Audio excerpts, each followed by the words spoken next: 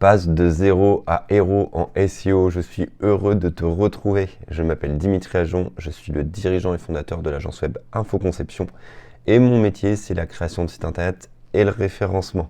L'objectif de ce podcast est de t'expliquer comment remonter sur Google sans utiliser trop de jargon. C'est sans montage, sans filet, t'entendras des bafouilles, c'est rapide. 5 à 10 minutes à chaque fois les épisodes, du coup ça permet d'avoir un petit peu plus d'authenticité.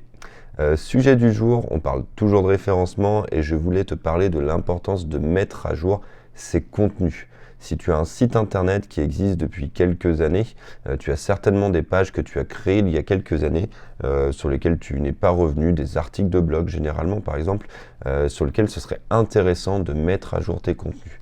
Si tu mets à jour tes contenus, tu vas bénéficier, on va dire ça comme ça, d'un petit boost de Google qui va permettre de remettre en avant tes contenus qui traitaient d'un sujet spécifique. Alors, pour faire ça, c'est assez simple. Tu vas aller trier tes pages par date de création. Par exemple, j'imagine que tu es sur un site WordPress, tu vas dans tes pages, tu regardes les articles de blog, tu tries par date de création et tu vas aller voir les pages qui sont là depuis quelques années, les plus anciennes, et tu vas commencer à revenir dessus, à voir ce que tu pourrais modifier. Donc dans un premier temps, ce que tu peux faire, c'est taper le mot-clé sur Google qui correspond au mot-clé principal de ta page, donc c'est-à-dire le mot sur lequel tu voulais rechercher, tu voulais ressortir à l'époque dans les résultats de recherche.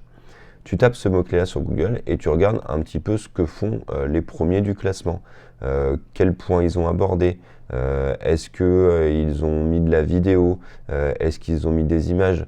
Tu peux regarder par exemple quand tu fais la recherche sur Google, dans quel ordre apparaît la section images, vidéos, shopping ou actu, etc. en haut, et ça te donne une indication sur ce que Google attend de toi pour ce type de contenu. Regarde les différents points qui sont abordés par les autres sur ce contenu-là et retravaille ton texte, remanipule-le, mets à jour tes données. Je suis sûr que tu as forcément des nouvelles choses à dire depuis la dernière fois que tu es passé sur cette page, donc fais-le. Et une fois que tu as fait ça, tu changes la date de création de ton contenu, donc tu changes la date ou tu mets une date de modification si tu peux dans WordPress, et là Google va revenir dessus, la prochaine fois qu'il va revenir dessus, il va voir que tu as modifié ton contenu, il va voir que tu as apporté un petit peu plus de choses, et du coup si ton contenu n'était pas dans les premières pages de Google parce qu'il était descendu petit à petit finalement, il va te le faire remonter.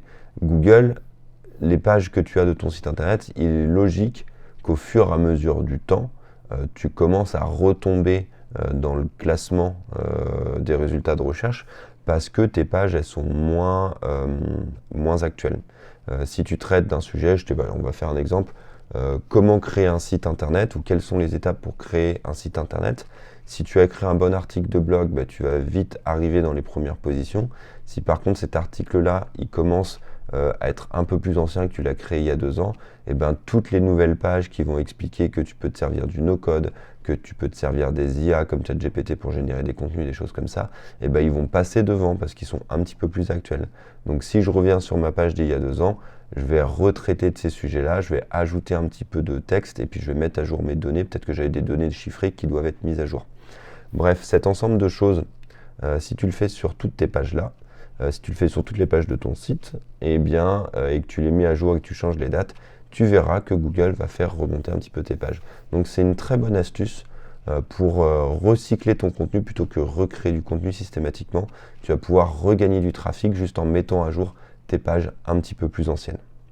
Voilà, j'espère que cette petite astuce va te servir. Ce sera l'astuce du jour. On va dire recycler ses contenus plutôt que d'en créer des nouveaux systématiquement. Je m'étais noté un petit point, je vais essayer de cadrer un petit peu plus ce podcast.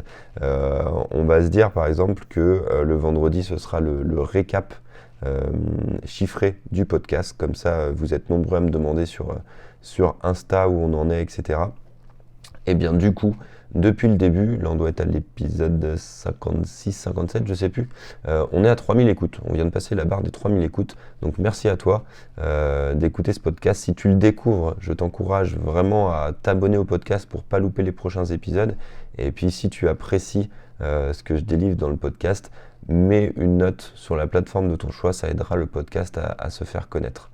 Donc 3000 écoutes, je suis vraiment content, ça progresse bien. C'est compliqué d'avoir des chiffres en podcast et de savoir si c'est vraiment bien ou pas, mais c'est cool. J'imagine 3000 personnes qui écoutent, ça commence à faire pas mal de monde.